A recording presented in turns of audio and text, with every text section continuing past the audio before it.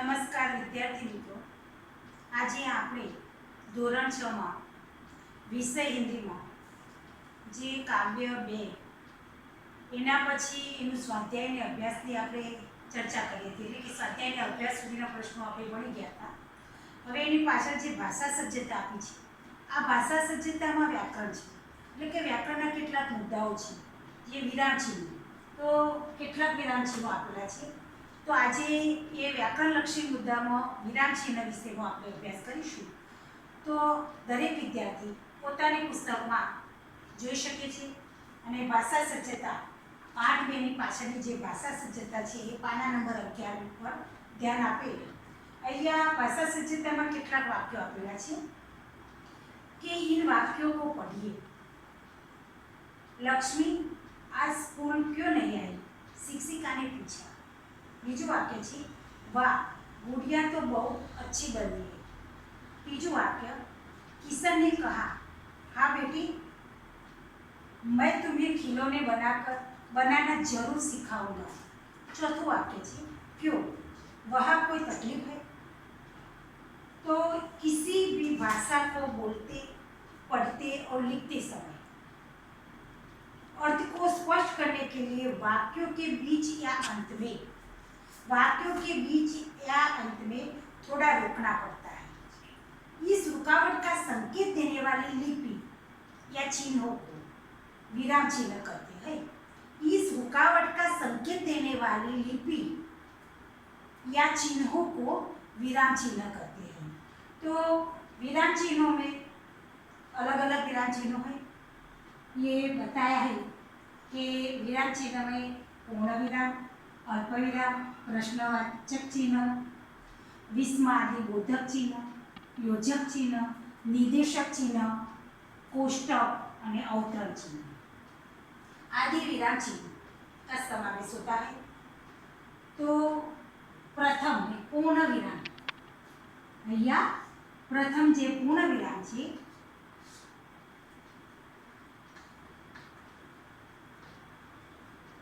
इसका निशान बताया है कि फुल स्टॉप कहवाय. मतलब पूर्ण विराम એટલે कि फुल स्टॉप. तो इसका प्रयोग वाक्य पूर्ण होने पर होता है. विराम चिन्ह का प्रयोग वाक्य पूर्ण होने पर होता है. तो उदाहरण में मोहन ने पत्र लिखा, सीता स्कूल नहीं गई. दो उदाहरण बताया है. या मोहन ने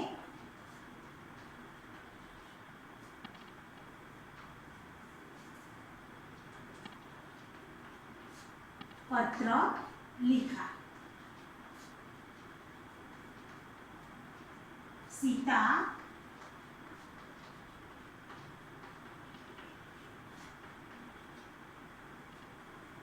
नहीं गई.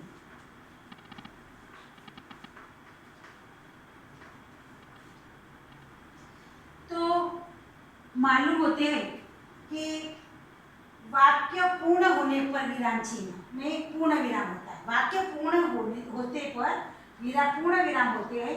तो मोहन ने पत्र लिखा, वाक्य पूर्ण किया, इसके बाद भी विराम चिन्ह में पूर्ण विराम होगा. सीता स्कूल नहीं गई, ये वाक्य पूर्ण के बाद में पूर्ण विराम.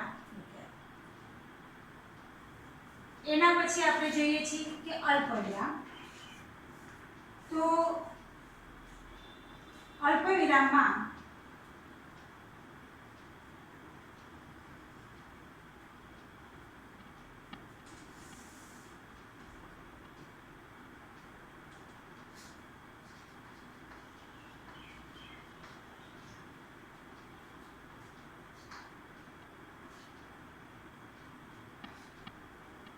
अल्प विराम की निशानी है आ रीते बतावामां आवे छे.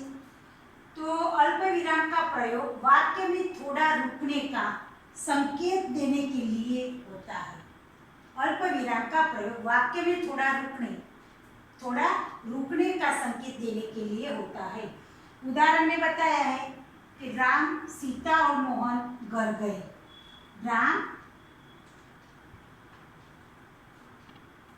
सीता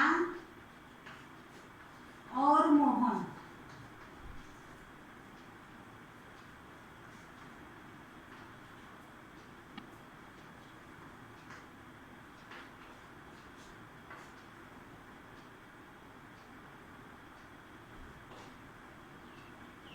राम सीता और मोहन घर गए, रोको मत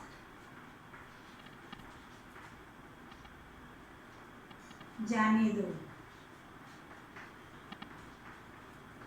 तो अहिया अल्पविराम आपणे जोयुं के राम सीता और मोहन घर गए, रोको मत जाने दो। तो वाक्य જ્યારે આપણે બોલતા હોઈએ છીએ, વાક્યનું જ્યારે કથન કરતા હોઈએ છીએ ત્યારે થોડું વિરામ લેતા હોઈએ છીએ, ત્યાં આપણે અલ્પ વિરામ મૂકતા હોઈએ છીએ સામાન્ય રીતે આપણી ભાષામાં। હવે આગળ જોઈએ આપણે તો પ્રશ્નવાચક ચિહ્ન। પ્રશ્નવાચક ચિહ્નમાં જોઈશું આપણે તો સામાન્ય રીતે આપણે એવું વિચારીએ કે ક્યારેક કોઈ વસ્તુ યા કોઈ વ્યક્તિની कोई व्यक्ति विषे जानकारी लेवी हो, कोई वस्तु के कोई स्थान विषे जानकारी लेवी हो त्यारे आपणे प्रश्नवाचक चिन्हनो उपयोग करता होईए छीए। प्रश्नवाचक चिन्हमां एनी निशानी छे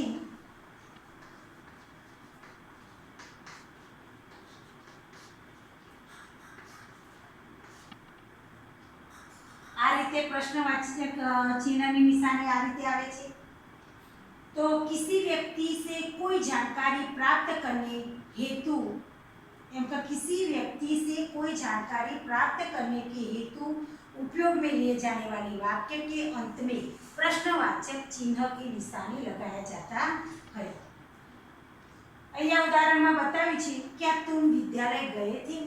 उदाहरण तरीके बतावी छे कि क्या तुम विद्यालय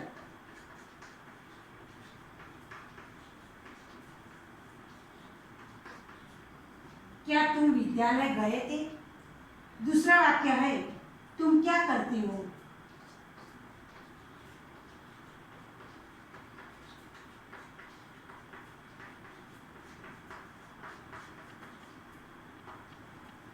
तो आ रीते कोईपण व्यक्ति जानकारी लेने के लिए प्रश्नवाचक चिन्ह का उपयोग करते हैं। त्यारबाद आपणे जोईशुं तो 20 आदिबोधक चिन्ह। हवे 20 आदिबोधक चिन्ह 20 एटले के नवाई आश्चर्य आश्चर्यजनक एटले आपणे सामान्य गुजरातीमां कहीए छीए उद्गार चिन्ह। शुं कहेवाय उद्गार चिन्ह। तो अहींया આગળનો ટોપિક જોઈએ આપણે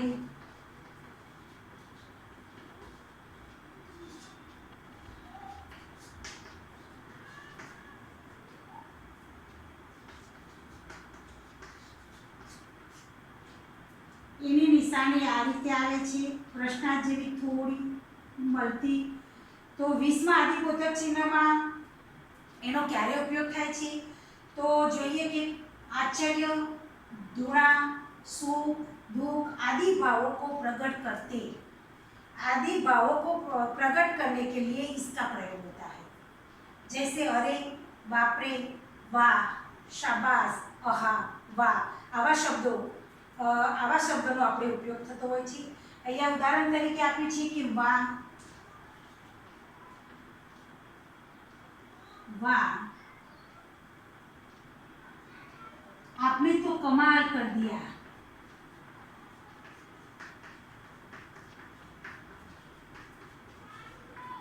कमाल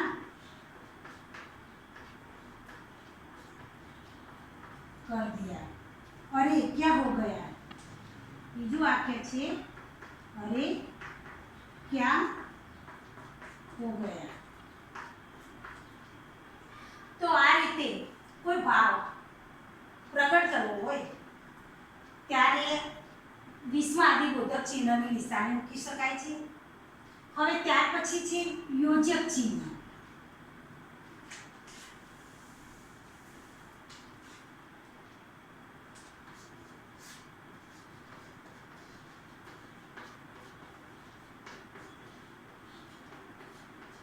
योजक चिन्हनी निशानी आ रीतना आवशे तो कहेवाय छे कि सामान्य एनो अर्थ योजक चिन्हमां योजक एटले के जोड़नार। योजक एटले के जोड़नार।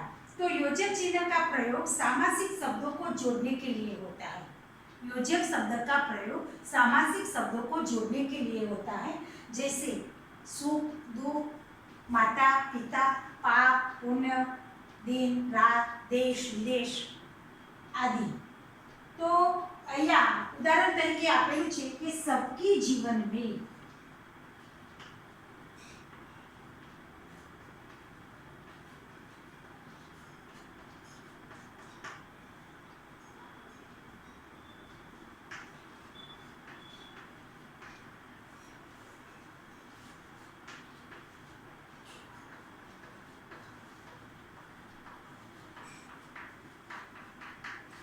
तो अहिया जे सुखदुख बताव्યું છે બીજું છે माता माता पिता की सेवा ही सच्ची पूजा है। माता पिता की सेवा ही सच्ची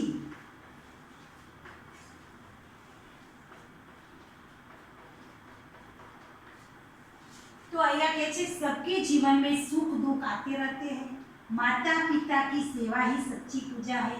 तो आ रीते जे सुख दुख माता पिता आवा सामासिक शब्दों ने जोड़वा माटे योजक चिन्ह वपरातो होय छे। हवे त्यार पछी आपणे जोईए तो निर्देशक चिन्हमां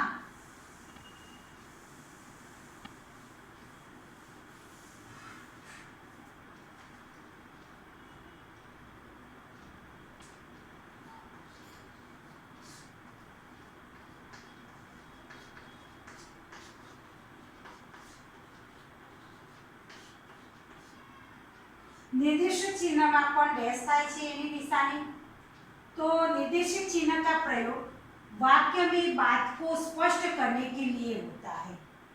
वाक्य में बात को स्पष्ट करने के लिए होता है। जैसे मोहन ने अपने मित्रों राकेश आकाश अविनाश से रुपये मांगी। तो अही वाक्य में मोहन ये पोताना मित्रों साथे राकेश अने आकाश अने अविनाश साथे पैसा मांगे छे। ए वाक्यनी स्पष्टता बतावे छे। આવી રીતે કોઈપણ વાક્યમાં વાક્યની ચોક્કસ સ્પષ્ટતા મેળવવા માટે આ નિર્દેશક એટલે કે ડેશ એ ચિહ્નનો ઉપયોગ થતો હોય છે। અહીંયા બતાવ્યું છે કે ગ્રાહક ઉદાહરણ તરીકે આપેલું છે કે ગ્રાહક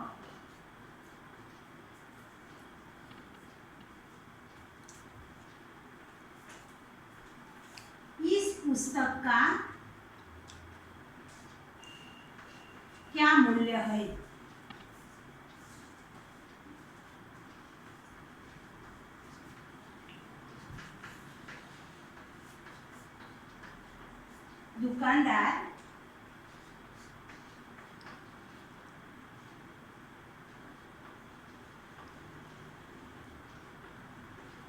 दुकानदार यह 25 रुपये की है।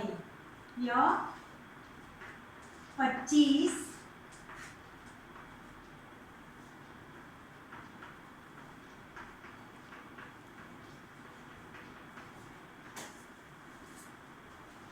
तो अहिया निर्देशक चिन्ह में चौक्कस स्पष्टता बतावा माटे आ चिन्हनो उपयोग थाय छे। दाखला तरीके ग्राहक इस पुस्तक का क्या मूल्य है। चौक्कस प्रश्न पूछी लीधो ग्राहक दुकानदार जवाब आपे छे यह 25 रुपये की है।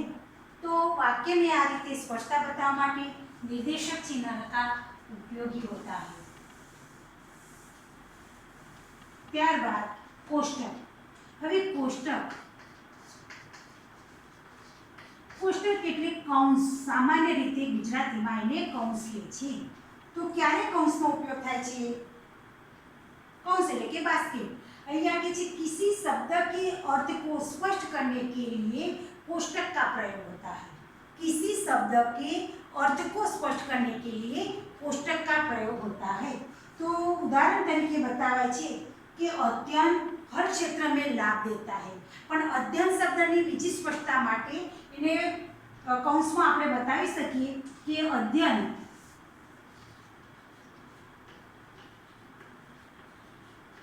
अध्ययननो बीजो अर्थ आपणे पढ़ना करिए तो हर क्षेत्र में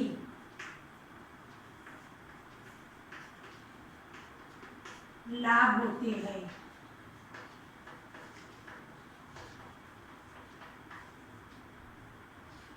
બીજું વાક્ય છે વિરુદ્ધાર્થી.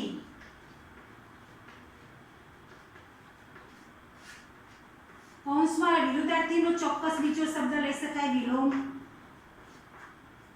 વિરુદ્ધાર્થી અથવા વિલોમ શબ્દ લખીએ.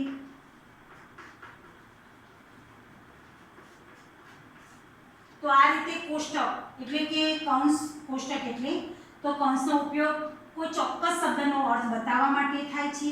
અહીંયા વાક્યમાં આપણે જોયું અધ્યયન, તો અધ્યયનનો ચોક્કસ બીજો શબ્દ લઈ શકીએ પઢના, તો અધ્યયન हर क्षेत्र में लाभ होते हैं.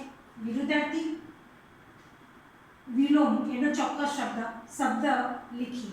આ રીતે કોઈ ચોક્કસ શબ્દની સ્પષ્ટતા માટે કોષ્ટક શબ્દનો આપણે ઉપયોગ કરતા હોઈએ છીએ. હવે છેલ્લું છે વિરામ ચિહ્નમાં જે અવતરણ ચિહ્ન.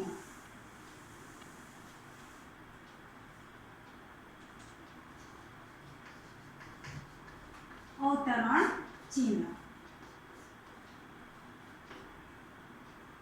તો અવતરણ ચિહ્નમાં બે પ્રકારના હોય છે. અવતરણ ચિહ્નમાં બે પ્રકાર હોય છે, ઈખરા અને દુહરા. તો ઈખરા અવતરણ ચિહ્ન અને દુહરા. તો ઈખરામાં અવતરણ ચિહ્નની નિશાની આ રીતે આવે છે, સિમ્પલ અવતરણ ચિહ્ન, અને આમાં ડબલ અવતરણ ચિહ્ન આવે છે. આ રીતે આને ઈખરા કહેવાય, આને દુહરા કહેવાય. હવે અવતરણ ચિહ્નમાં ઈખરા અવતરણ ચિહ્ન ક્યારે ઉપયોગ થાય અને દુહરા અવતરણ ચિહ્ન ક્યારે ઉપયોગ થાય એ આપણે જોઈએ. तो ईखर अवतरण चिन्ह का प्रयोग किसी के उपनाम, रचना या पुस्तक के शीर्षक आदि को उद्धृत करते समय किया जाता है. आदि को उद्धृत करते समय किया जाता है. कोईनो उपनाम, कोईनी रचना या कोई पुस्तक आनु बतावानुं होय त्यारे आपणे ईखरा अवतरण चिन्हनो प्रयोग करता होईए छीए. दाखला तरीके अहींया सूर्यकांत त्रिपाठी का उपनाम निराला है, तो सूर्यकांत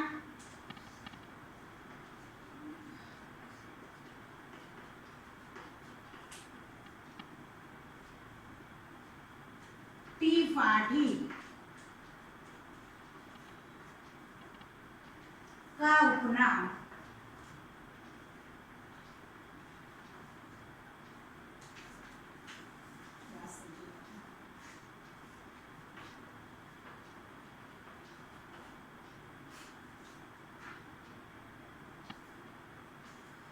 सूर्यकांत त्रिपाठी का उपनाम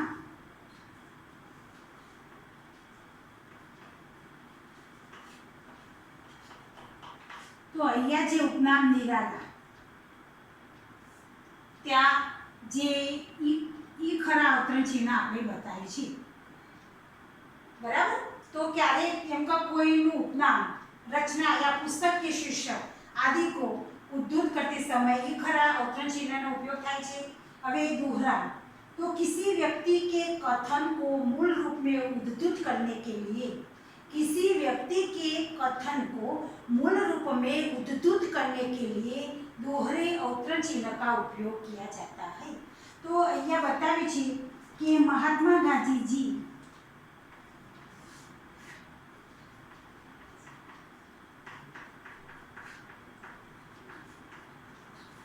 महात्मा गांधी जी ने कहा है कि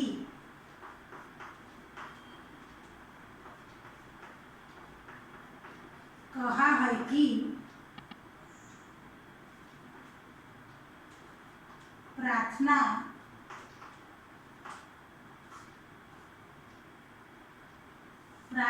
ही आत्मा की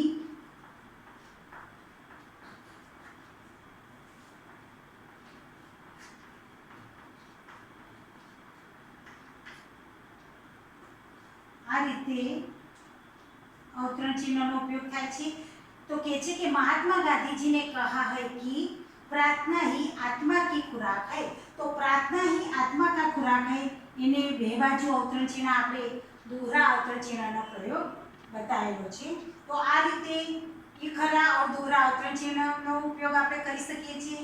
तो તો આજે આપણે જે આ વિરામચિહ્નોના અલગ અલગ વિરામચિહ્નોને ઉદાહરણ સાથે આપણે જે અભ્યાસ કર્યો એની જે સમજૂતી લીધી, તો વિદ્યાર્થી મિત્રો અહીંયા આ જે ટોપિક ચલાવ્યો એના દરેક મુદ્દા વ્યક્તિની ઉદાહરણ સાથે દરેકે પોતાની નોટબુકમાં લખવાના છે.